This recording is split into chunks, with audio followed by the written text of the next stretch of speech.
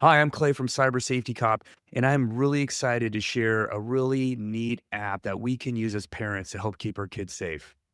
Wouldn't it be cool if you could put an app on your kid's device that would be running in the background, looking at the things that they're messaging in their iMessage or things that they're typing into, frankly, any app, social media, ChatGPT, everything, and then look at what they're saying, run it against a algorithm looking for maybe dangerous or harmful things, and then alerting you if it sees something.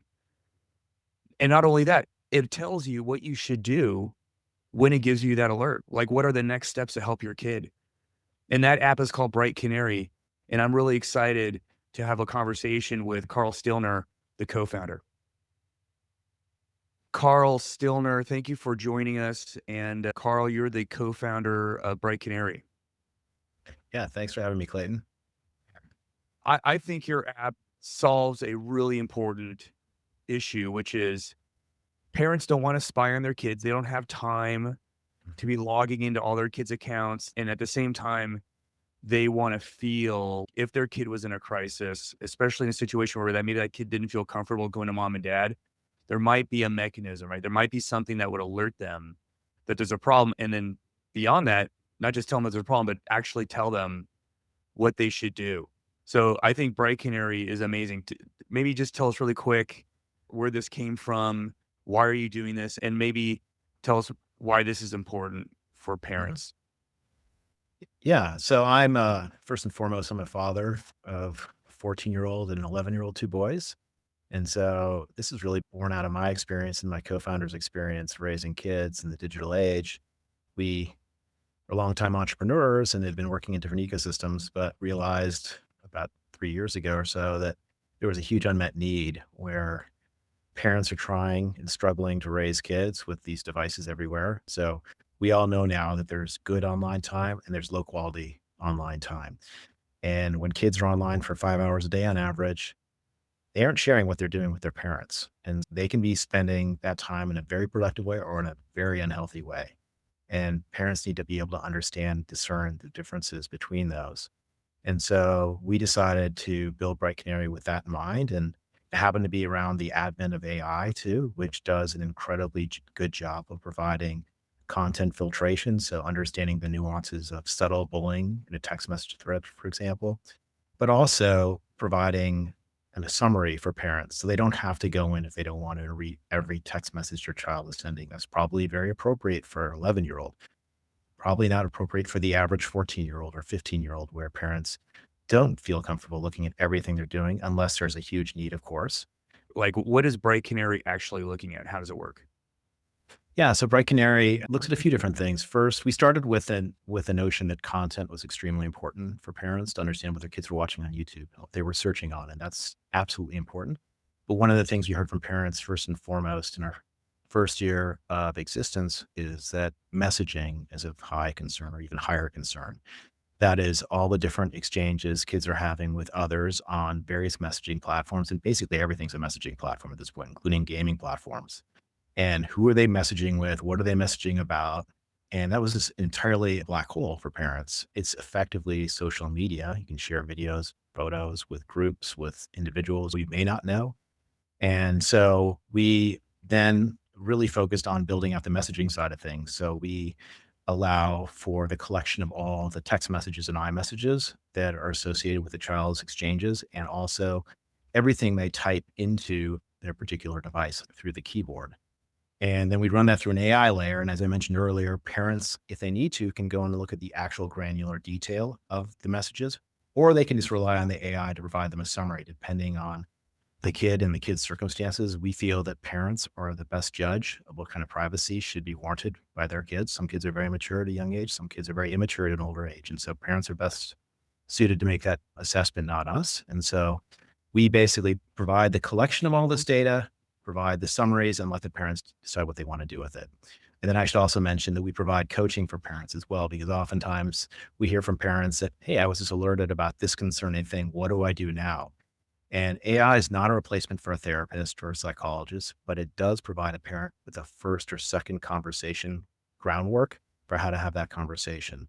So it does a really good job of answering that first question, like, oh, how am I going to broach this subject with my son or daughter? Yeah, I think that's awesome because a parent is essentially the first responder, right? You're not the full-fledged hospital that has That's right. all the techniques and all the gadgets and whatever to get someone healthy. But what you have is somebody who can get in there immediately, triage, put out the That's right. fire, and get him going in the right directions. And I think that's what parents need. They just need to know, what do I need to do now? Is often what I parents ask me. That's great. I think the fact, and I don't want parents to miss this piece, is that because this is replacing your child's keyboard on their iOS, and currently this is only working on Apple devices, Apple mobile Correct. devices.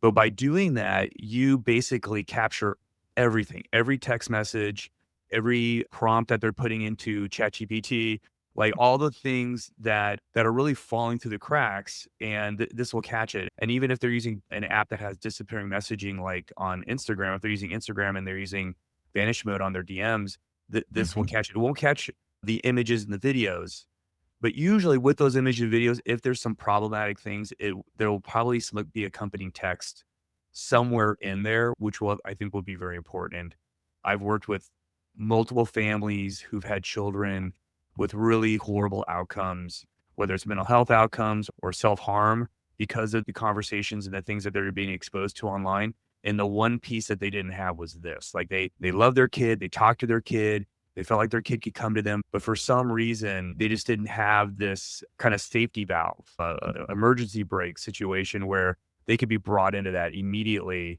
by having something like this alerting them. So I think this is a no-brainer. And right, and for a parent to do this, it's like going to Starbucks once a month, isn't it? It's incredibly affordable, and I feel if a parent isn't using this type of technology, they're really and allowing their child to be online and have apps and games, I feel like they're setting them up to fail Hmm. for failure. I think kids really need this as well. So if a parent wants to do this, they go to the app store. How does it work? So they download the app onto their phone, Correct. and then how do they connect their kid's phone to that? Yes, so they go to the App Store, the iOS App Store, and search on Bright Canary. You can download it there. And then if they wanted just to monitor text messages, they need to sign into their child's iCloud account in the Bright Canary app on their phone. So nothing needs to be installed on the kid's device if that's all they want to do. If they also want to monitor everything the child is typing into the child's device, they need to install our keyboard on the child's device. So that involves replacing the existing keyboard. And we have instructions on how to do this, of course, replacing the existing native keyboard with something that looks almost identical to the existing keyboard with ours. And so that whole process, obviously, you have to have your kid's iCloud password information and you have to have their child's device for that first setup because there's a two-factor authentication that happens and then the child's device for the keyboard as well. But that takes about 5 to 10 minutes. And then once it's set up, it should run indefinitely. And so it's really the friction's on the front end. We There's unfortunately nothing we can do to make it any easier than that. But for a parent who is motivated and has their child's device, it should take about 10 minutes.